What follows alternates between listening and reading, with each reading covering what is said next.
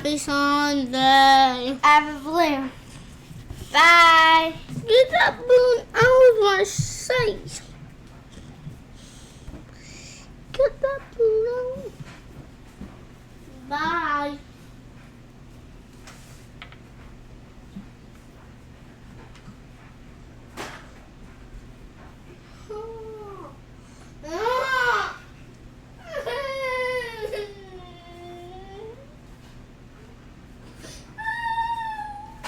You're going to have to get them so I can start.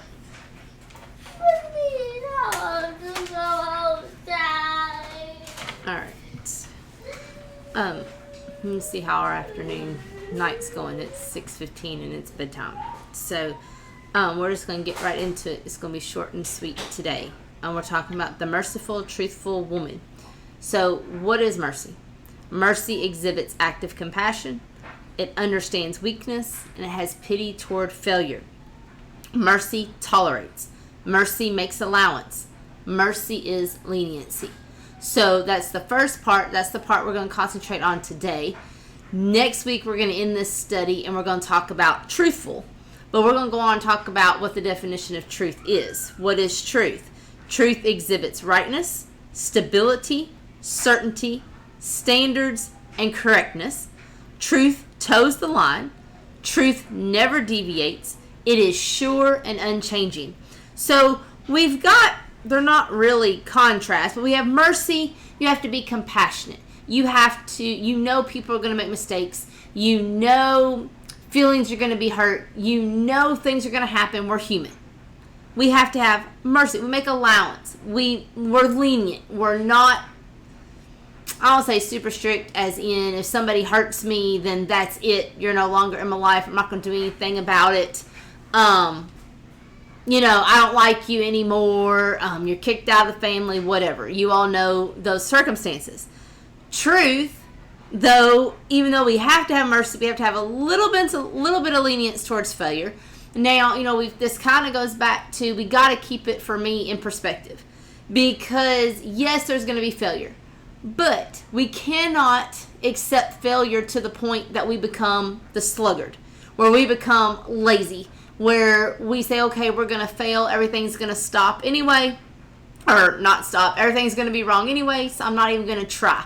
I'm going to give it the little bit of effort. That's not what we're saying. That's not mercy. That's lazy.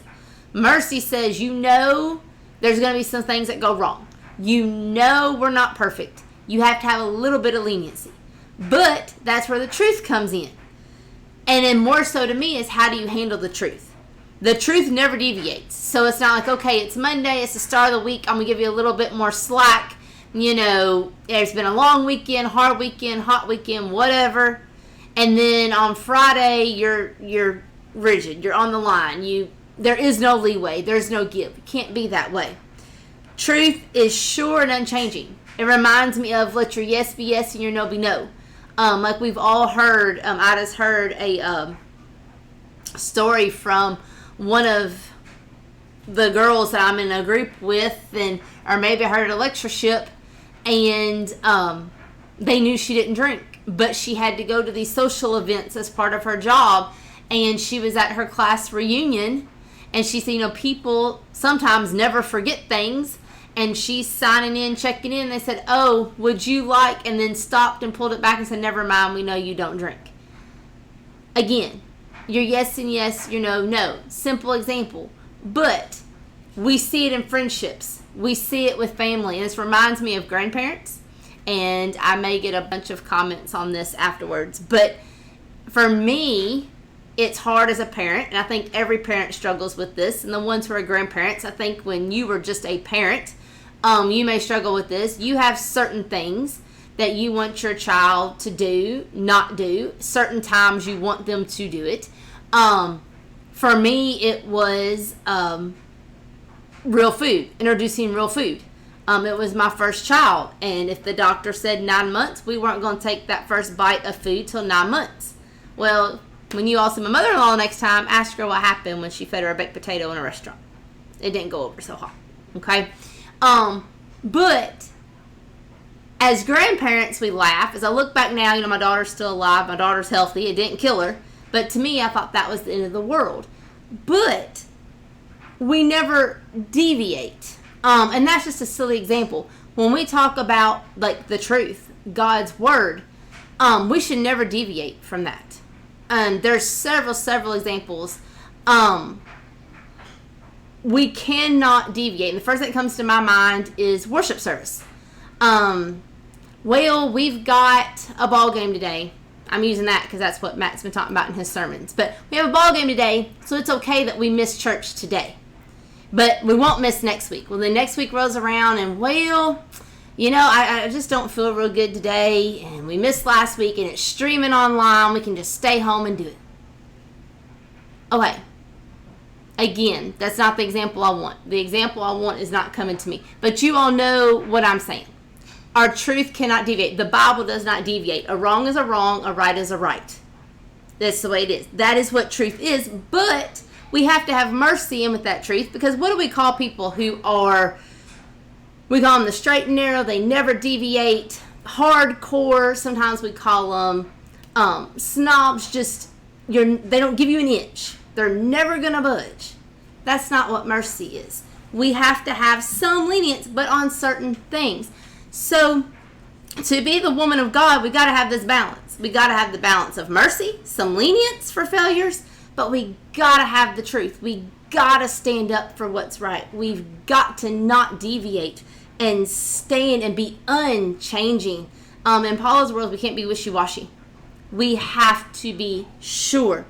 Mercy is tempered by truth, and truth is softened by mercy. So they both work together. We need to have both of these traits to be a woman of God.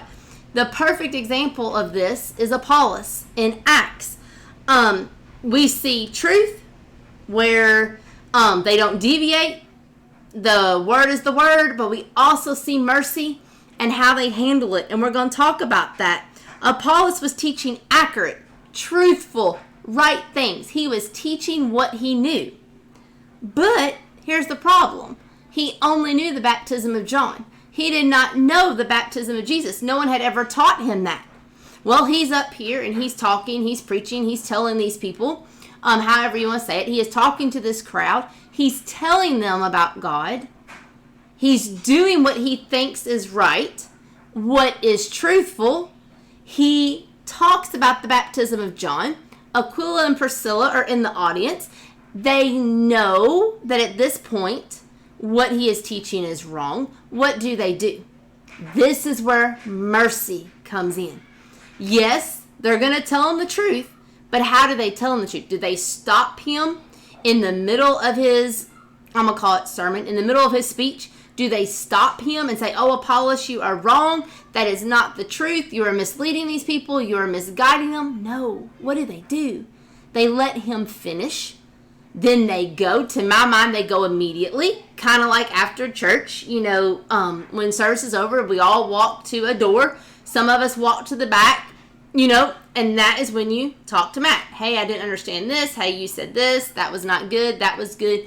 That's what my mind is. But they, to me, immediately went to Apollos and said, look.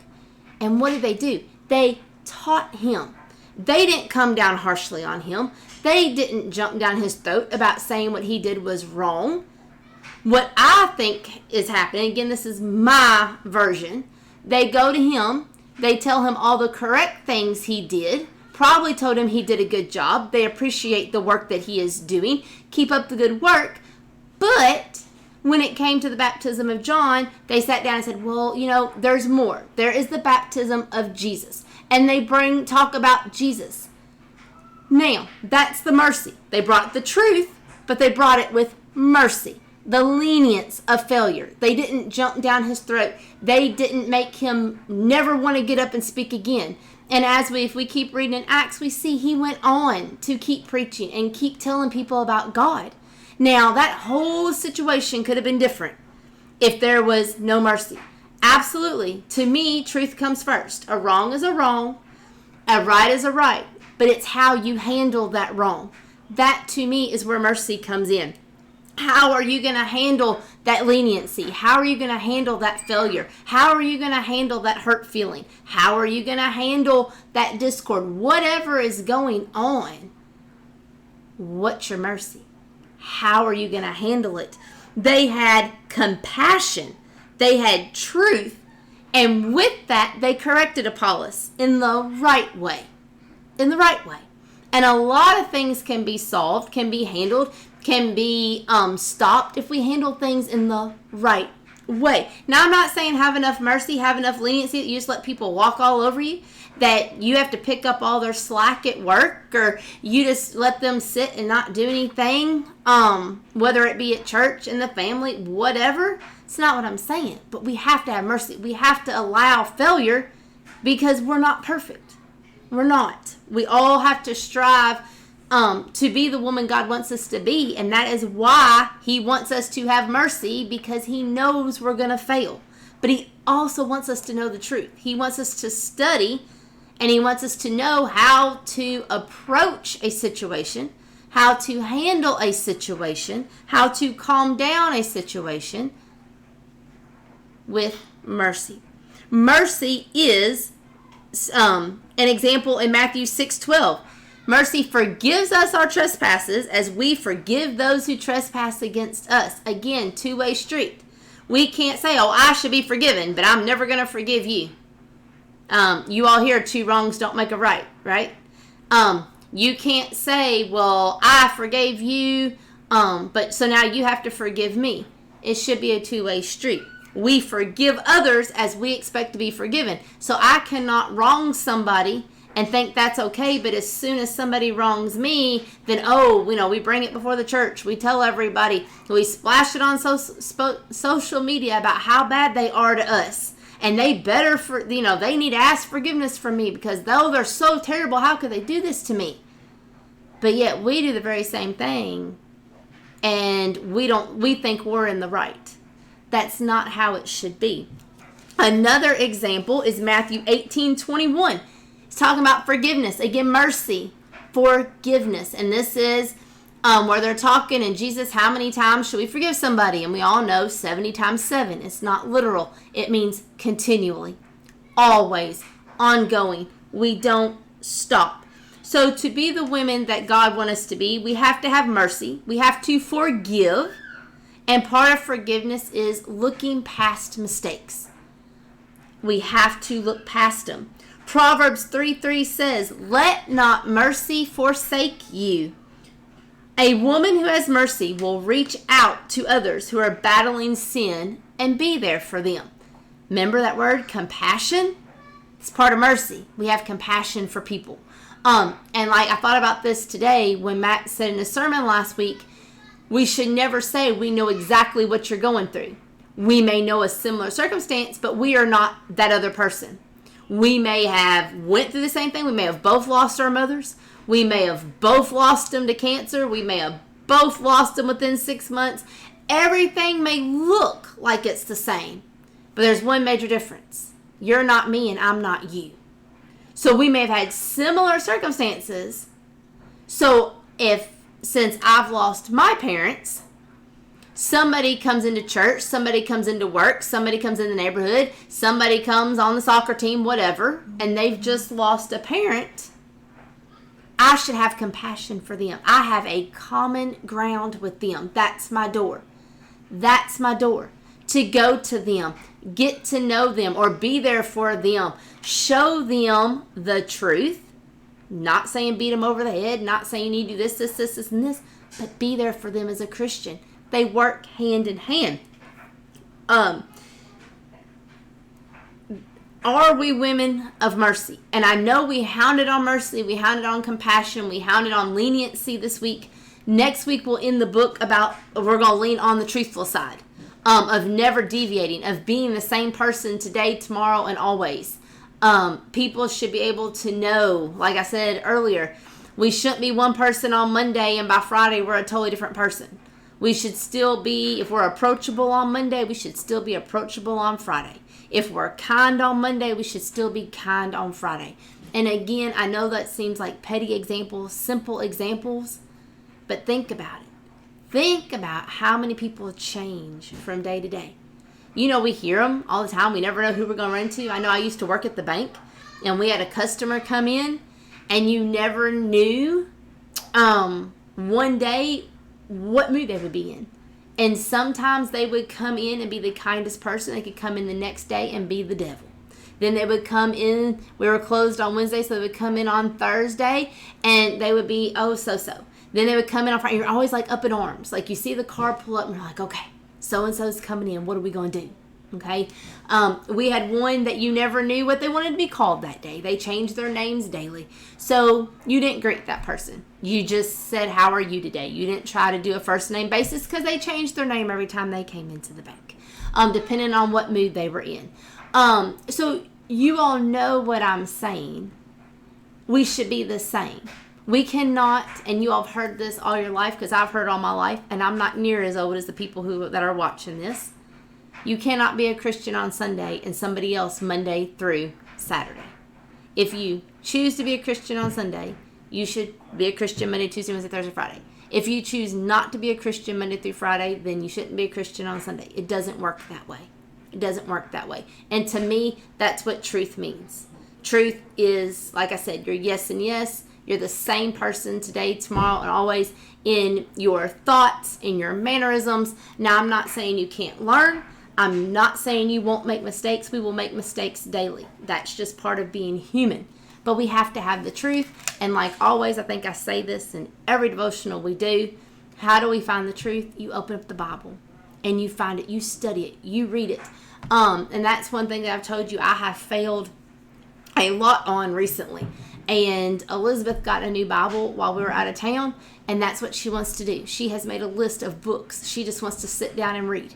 And she has. Now, she has no clue what she's reading. She doesn't understand it. There's questions and questions and questions. But this week, I have stopped and thought about that.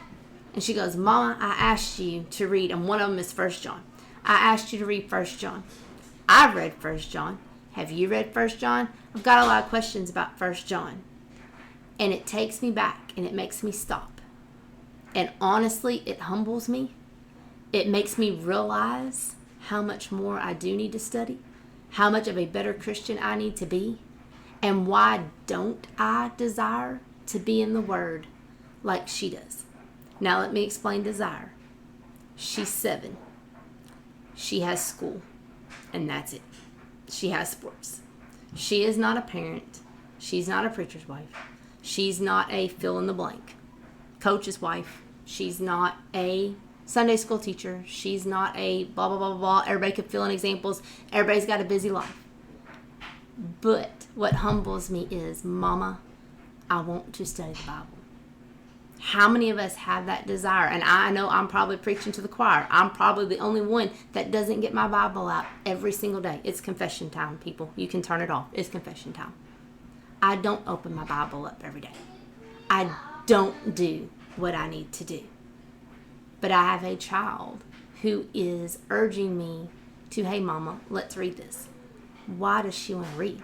She wants to know what it says. Why does she want to know what it says? She wants to know the truth. We talk about Bible in school. She hears Bible in church. She hears Bible on Sunday morning and Wednesday night. She hears all this. It's the truth. It's the truth. It's the truth. She wants to know what the truth is. Same goes for us. How many of us want to be that truthful woman? And we'll talk about truthful next week. But this week, how many of us want to be that merciful woman? The woman who has compassion, exhibits compassion. Not only has it, shows it. We understand people's weaknesses. And we tolerate. We tolerate it. Now, don't let them run all over you. We tolerate it. We make allowance for it. We are lenient. How many of us have mercy? I'm going to let you all go tonight. Hopefully, I shouldn't make any promises. Next week, we should be back on the 2 o'clock schedule. Today, I had another commitment from 2 to 4, so I was not able to get this done. So I hope everyone has a great week, and we will wrap this study up hopefully next week at 2 o'clock.